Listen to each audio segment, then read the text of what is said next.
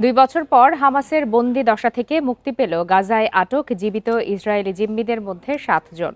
সকালে খান ইউনিসে red cross কর্মীদের কাছে তাদেরকে হস্তান্তর করে হামাস। রেড ক্রসের কাছ থেকে জিম্মিদের হেফাজতে নিয়ে সামরিক ঘাঁটিতে নিয়েছে ইসরায়েলি সেনারা।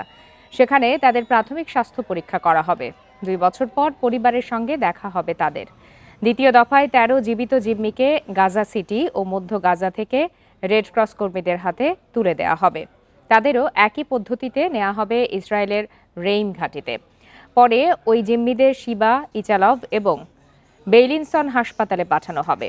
এদিকে ইসরায়েলি কর্তৃপক্ষ জানিয়েছে, মুক্তিপ্রাপ্ত জিম্মিরা নিরাপদে ইসরায়েলে পৌঁছানোর পরই কারাবন্দী প্রায় ২,০০০ ফিলিস্তিনিকে মুক্তি দেবে তারা।